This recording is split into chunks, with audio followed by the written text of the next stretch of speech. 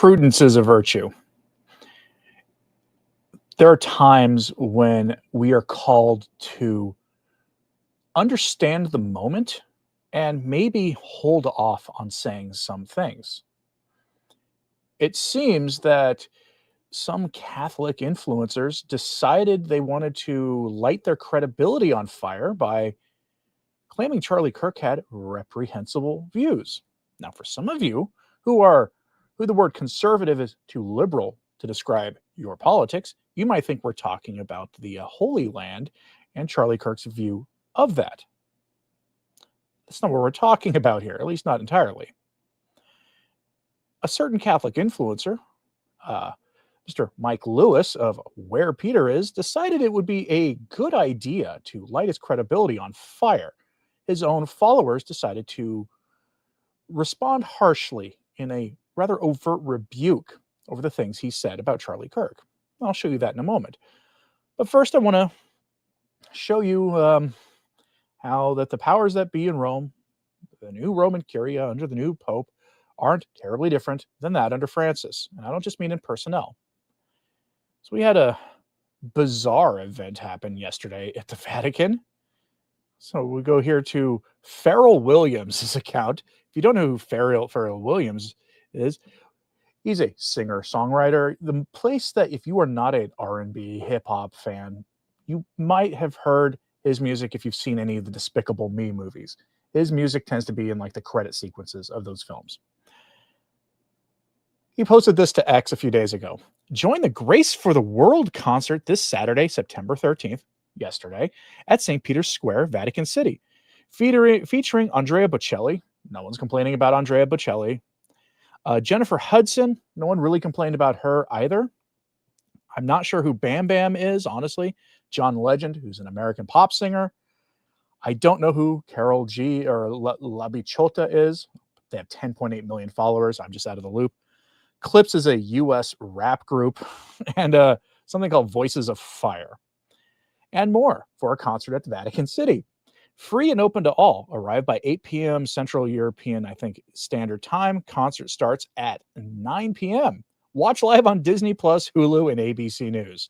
So yes, there was a pop concert at Vatican City, because I guess that's what we're doing now. Now, some say, well, there's been concerts there before. Yeah, if they were sacred music concerts, that's one thing. But pop concerts, seriously, are we? Is that what we're doing now? So Michael Haynes, LifeSite News reporter and the proprietor of the Per Miriam blog, a credited member of the Holy See Press Office, and he's published elsewhere in many places, said, just in hip-hop concert at the Vatican tonight. U.S. band Clips performs with pop singer Pharrell Williams and John Legend. St. Peter's Square turned into a concert venue tonight. And there's footage of it. No, I will not be playing you audio because Disney militantly protects their copyrights. And I don't blame them for it, honestly. I'm very pro-copyright protection. But I know that I could get into very serious trouble if I play the audio. But they turned it into a concert. And it looked like a formal event. But it was a concert, nonetheless, of popular music. But that's not actually the worst part. They're not being terribly subtle anymore about Pope Leo XIV being a full continuation of Pope Francis, just with better manners. CatholicSat posted this horrifying screenshot. Pope Francis' face made of drones above St. Peter's Basilica for tonight's Human Fraternity event streaming on Disney+. Yeah, that's real. That's not AI. That really happened. They took and formed Pope Francis's face out of drones over Vatican City. Again, they're not being subtle. I mean, I almost think the alliance with Disney Plus, honestly, is proof positive that things aren't going the way we hoped. Again, that's a lack of prudence on there. Okay, got a troll here. Okay, bye, Carburn. Let's move on. So we go here now to Mr. Mike Lewis, who outed himself as a leftist of the worst variety, posted this to X. That's how I became aware of it. Yes, I have him blocked. He has me blocked too. It's a mutual thing. Says, I was only vaguely aware of Charlie Kirk before yesterday. I've learned in the past 30 hours that he held many reprehensible views. Yet, like he He, like every other human person who's ever lived, has intrinsic, inviolable, and infinite human dignity. And his ending was tremendously evil. And he never actually goes into what his views were that are reprehensible. But he's getting called out here in the responses on X. I mean, you just go down that just down the line. It's like this person here, I guess his reprehensible views are his views that the James Martin lifestyle is wrong and that there are only two things you can be as a human, which you are not at liberty to change at will. These ideas seem to go against the beliefs of our last two pontiffs that you have displayed so prominently. And he's just asking reprehensible views over and over and over again. What are you talking about? He's getting shredded in his replies. Now, he did not get in ratio to look at the numbers here, but he outs himself as a leftist, and a hot take on X would be bad enough. But then he posted an article on the subject to Where Peter Is, which is a pretty big and very serious blog on the side of All Things Francis Was Great, the sort of progressive wing. Very serious, tries to mask that it's a progressive outlet, but he's outed himself at this point. And his headline is Charlie Kirk bore God's image. And that's true. So did Nero. Okay. All human beings made in the image and likeness of God. According to post-conciliar theology, all human beings have infinite dignity. Now, that's a problem because human beings can't have infinite anything, but human beings have infinite dignity according to post-conciliar theology. I'm not going to read you his whole article here. I'm just going to go to there. You can read the rest if you want to, but this is an imprudent take at the very least. Especially, I don't know if you're aware, there is a database being created right now of people who took to social media to post videos or make posts online about how great it was they thought that Charlie Kirk, well, what happened to him was. And that database is now being, they're finding out who the people are, contacting their employers so they can be terminated. That's happening on a large scale. It has 40,000 names in it, which doesn't sound like that many in the grand scheme of things, but that doesn't include data from X, Twitter, or Blue Sky, which is where these people are hanging out. Blue Sky, by the way, is a website that was meant to be kind of a left-wing Twitter after Elon Musk took it over. But it's so bad there right now that one, people are leaving it in large numbers, but the other, it's so bad that the moderators there, who never censor left-wing ideas unless it's open calls for criminal activity, they've basically put out a notice telling people to stop posting this stuff. That's how bad it is, because they know that we are now seeing the birth of what I would call right-wing consequence culture, and that there are consequences for the things you say, and people are reaping the whirlwind for it. But here's what Mr. Mike Lewis had to say, who got shredded on X for putting a post up. He said, "Until yesterday, I knew little about Charlie Kirk beyond his name, and that the fact was that he was a political pundit of some sort.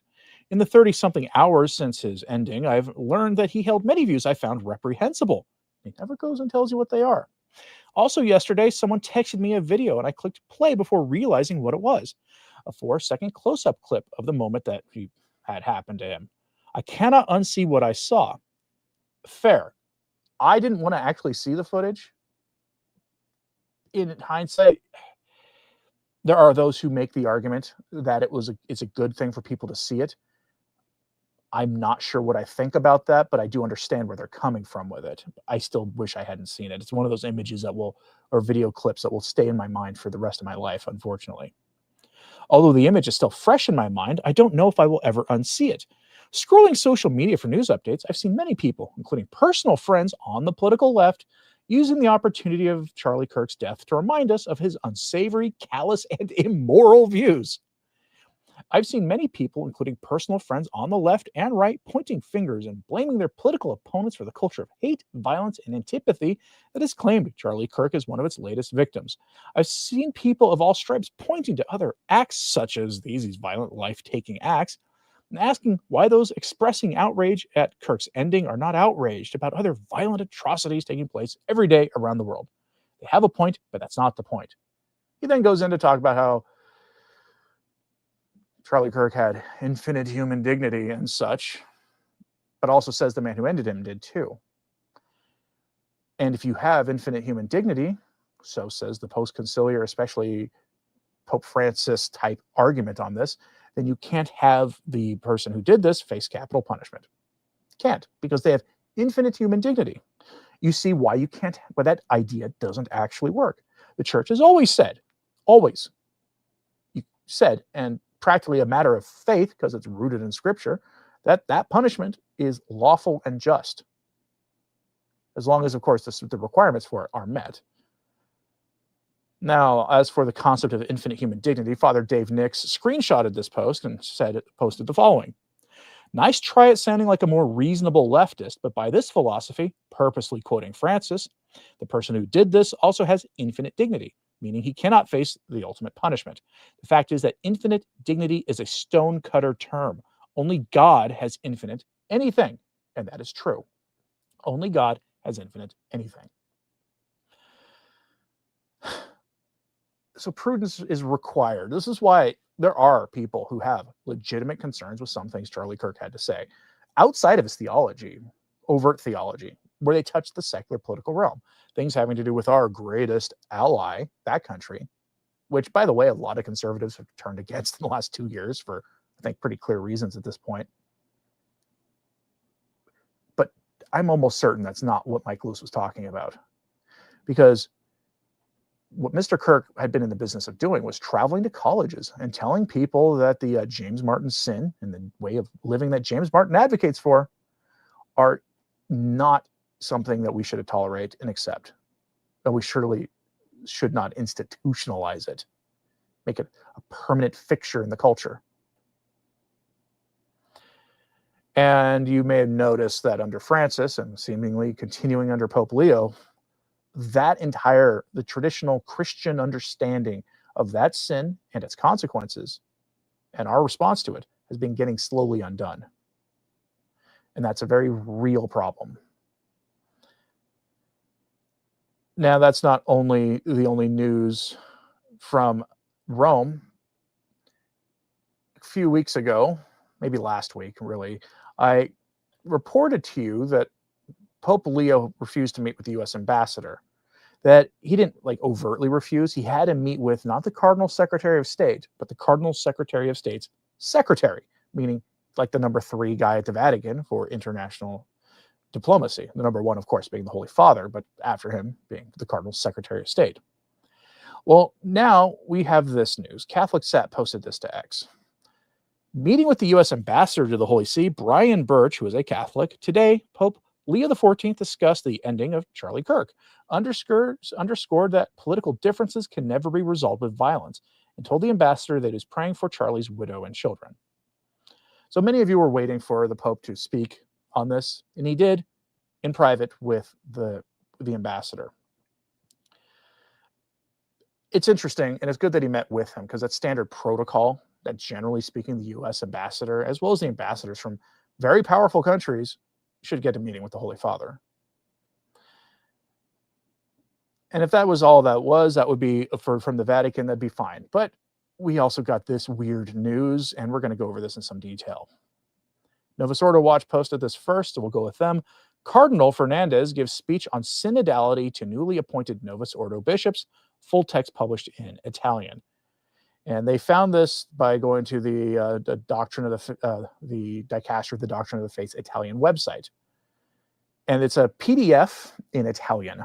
So I had to jump through some hoops to get a translation of this. And so I posted the translation, the full translation of this, to just a text document, Google Drive document. I want to know what Cardinal Fernandez had to say to newly appointed bishops. These are bishops appointed in the last few months. Here it is. It's not super long as documents go, because it was a homily, right? It was essentially an address. Here is what he has to say. If you want to know what the Vatican is saying about synodality, what Pope Leo means by synodality, this might give you some ideas. And the document's called Synodality, Why No and Why Yes, because he's talking here about the resistance to it.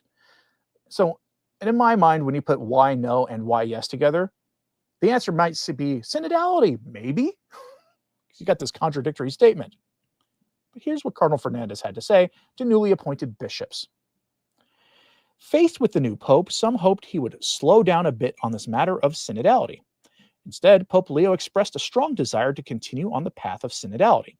For example, quoting the Pope, "May synodality become a mindset in the heart, in the decision-making process, and in ways of acting." He said that to the Italian Bishops' Conference in June of this year.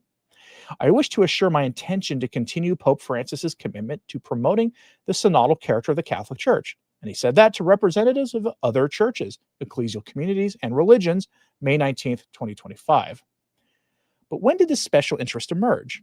The issue of synodality gained greater prominence with the Evangelii Gaudium, even though Pope Francis has only mentioned the topic very briefly there. Let us return then to Evangelii Gaudium.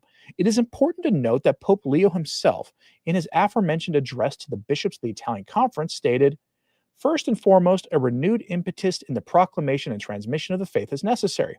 This involves placing Jesus Christ at the center and following the path indicated by Evangelii Gaudium." And speaking to the College of Cardinals on May 10th, he referred to the path that the Universal Church has been traveling for decades in the wake of the Second Vatican Council. Pope Francis masterfully recalled and updated its contents in the apostolic exhortation, Evangelii Gaudium, of which I wish to highlight some fundamental aspects: the return of the primacy of Christ in proclamation, the missionary conversion of the entire Christian community, the growth in collegiality and synodality. In reality, however, in Evangelii Gaudium, Pope Francis said little about synodality, only that we can learn from our Eastern brothers and sisters, quote, their experience of synodality. It should be clarified that in this case, the reference is specifically to episcopal synodality among bishops. Nevertheless, this very brief mention of synodality sparked a series of initiatives toward a synodal reform of the entire church. It is true that many lay people have enthusiastically embraced the proposal of synodality as a path of participation, a walking together, in which the laity have a greater voice. However, among many priests, doubts, questions, disinterest, and rejection arise regarding the proposal of synodality.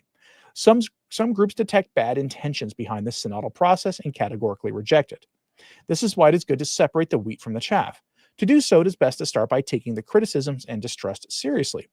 For this reason, we will first explore why one might say no to synodality, why it is understandable that it is rejected, and then we will see why we say yes to synodality, joining the yes that our Pope Leo has strongly reaffirmed. Synodality, why no, meaning why people reject it. Over time, a controversy has arisen around the theme of synodality, because there are proposals for synodality that do not actually represent what the church needs to gain greater vitality and stronger evangelization power. This is the issue at hand. Let us examine these proposals that distort true synodality. I highlight 7 of them. 1. Doctrinal synodality. Many have thought that synodality seeks to provide a quick kind of mechanism to modify the church's moral and sacramental doctrine. It is true that some groups give this impression and try to make it seem that their opinion represents the majority of Catholics. But often these minorities become obsessed with some issue that is not at all among the major concerns and urgencies of the majority of the faithful. In reality, this risk does not occur in most dioceses around the world.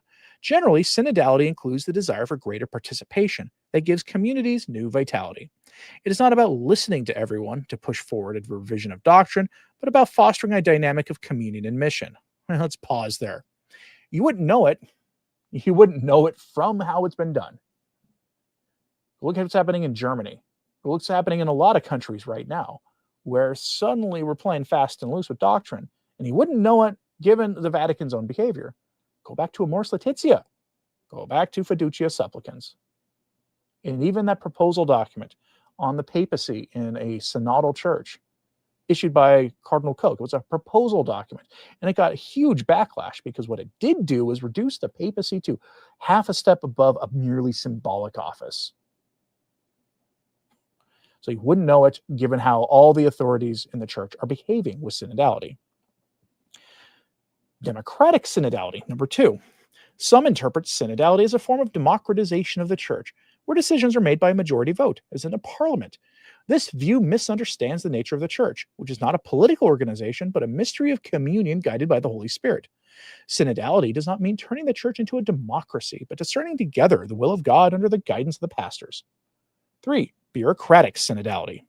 Another distortion is seeing synodality as a bureaucratic process, a series of meetings and documents that burden ecclesial life without producing real fruit.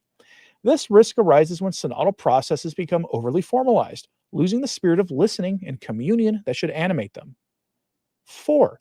Ideological synodality. Some groups use synodality as a platform to advance ideological agendas, whether progressive or conservative. This instrumentalization distorts the synodal process, which should instead be a space for authentic listening and openness to the Spirit, free from preconceived agendas. 5. Superficial synodality. There's a risk of reducing synodality to superficial gestures, such as holding meetings without real listening or implementing changes without involving the entire community. True synodality requires deep engagement and genuine participation from all. Now, again, let's pause here. We're traditional Catholics and very conservative Catholics who have a love for the traditional Mass invited into the discussion about banning the traditional liturgy. Very curious. No, we weren't. Of course not. That would be silly. Divisive synodality, point 6. Instead of fostering unity, some approaches to synodality can create divisions, especially when certain groups feel excluded and when the process is perceived as favoring one perspective over others. Synodality should be a path of communion, not conflict. And 7, synodality without Christ. Finally, the greatest danger is a synodality that loses sight of Christ. If the synodal process does not place Jesus at the center, it risks becoming an empty exercise. Synodality must always be rooted in the proclamation of the gospel and the mission of the church. Notice they never really define what they mean by the gospel. You would think you wouldn't have to, but we're at the point where when they talk about the gospel, it's always attached to making a better world. So I'm very curious what he means by the proclamation of the gospel and the mission of the church, because the mission of the church is part of the ecclesiology of the church. And Vatican II redefined the ecclesiology of the church radically, which includes making a better world. That's why you have all this ecumenical dialogue and stuff. The next point is synodality, why yes? And this is a shorter section. Having considered the reasons for saying no to distorted forms of synodality, let us now turn to why we say yes to true synodality, aligning ourselves with Pope Leo's vision and the path traced by Pope Francis. 1. Synodality is communion. Synodality is at its core an expression of the Church's communion. It reflects a Trinitarian mystery where unity and diversity coexist. By walking together, bishops, priests, religious, and laity live out their common baptismal dignity, each contributing to the life of the Church according to their vocation. Okay, so why are the synodal listening sessions involving non-Christian groups or self-described Christian groups, Protestant groups that deny the Trinity? Why? If it reflects the Trinitarian mystery, you can't have people, it's a contradiction in terms to have groups that deny the Trinity participating in it. 2, synodality is participation. Synodality allows all members of the church to have a voice, fostering greater participation in the mission. It is not about equalizing roles, but recognizing that every baptized person has something valuable to contribute to the church's discernment and mission. And he is directly contradicting the kind of language used by both Pope Francis and Pope Leo when talking about women having greater roles in governing the church. It's a direct contradiction of that because they use the language of equality. 3, synodality is mission. True synodality is oriented toward mission. By listening to one another and to the Holy Spirit, the church becomes more capable of proclaiming the gospel in today's world. Synodality equips the church to respond to contemporary challenges with creativity and fidelity. How so? Please elaborate. 4, synodality is listening to the Spirit. The synodal process is a spiritual exercise of discernment, where the church seeks to understand God's will together. This requires humility, prayer, and openness to the Spirit's guidance, ensuring that decisions are not merely human, but inspired by God. 5, synodality as renewal. Synodality is a path of renewal for the church, helping it to overcome clericalism, rigidity, and other obstacles to its mission. It encourages a more dynamic, inclusive, and missionary church, faithful to the spirit of the Second Vatican Council. So yes, they're admitting it. It is faithful to the spirit of Vatican II. You remember when even like moderate and even kind of progressive Christian Catholics were rejecting the spirit of Vatican II? Well, now they're admitting synodality is faithful to the spirit of Vatican II. Well, at least they're being honest.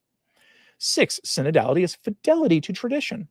Far from being a novelty, synodality is deeply rooted in the church's tradition. From the early Christian communities to the councils of the church, synodality has been a way of living the church's unity and mission. Pope Leo's commitment to synodality continues this tradition in a way that responds to the needs of our time. I would counter that by saying you should read St. Paul's epistles. He didn't seem to be all that interested in listening and being inclusive to those who were wrong. because his letters were basically letters telling people to stop doing their errors, and here's why. What you are doing is wrong. Here's how you should be doing it. That was his letters in a nutshell. 7. Synodality is hope. Finally, synodality is a sign of hope for the church and the world in a fractured and polarized society. A church that walks together, listens, and discerns offers a powerful witness to the possibility of unity in diversity. In conclusion, the path of synodality is not without challenges, but it is a gift and a task for the church today. By rejecting distorted forms of synodality and embracing its authentic meaning, we can respond to Pope Leo's call to make synodality a mindset and a way of life. Let us walk together with Christ at the center, guided by the Spirit, and committed to the mission of proclaiming the gospel to all. And that is Cardinal Fernandez's address to new bishops. The Spirit. Okay, a document full of contradicts the actions we've seen in implementing the synodal revolution in the church. Now, I'm curious what you have to say about this. So let me know in the comments. It's a traditionalist Catholic here says, a synodality is a clericalism par excellence. That is absolutely true. You ever notice that the people who are allowed to participate are generally handpicked by the bishops? I mean, to a degree, that's unavoidable, but they most times tend to run in a very similar kind of direction. It's not usually those of us who think that, hey, the Catholic Church worked. It did. Yeah, it's always had its problems. It's always been a crisis of some kind or another, attempts to infiltrate it, heretic groups the church was battling, but the church worked. And then we got hit with a season of permanent revolution, and this is the next phase of it. There are those of us who just want to go back to doing things the way they were done before. That doesn't mean we're going to have the church in the same condition it was in before, because the church is always changing. The context of the world it's in is always changing, and the world is growing more hostile to the world, or the church is experiencing more hostility from the world. We should expect that. This seems like just sort of weird way of trying to tap dance around that. Now, I'm curious what you think of this, so let me know in the comments, please. Hit like and subscribe if you haven't. It does help. Sharing this on social media helps as well, too. When you go to Mass, pray for the repose of the soul of Mr. Kirk, and also pray for everybody who spoke about negatively today, including Cardinal Fernandez and Pope Leo and the rest, not trying to make you mad at them. As always, pray for the church. I'm Anthony Stine. Ave Maria.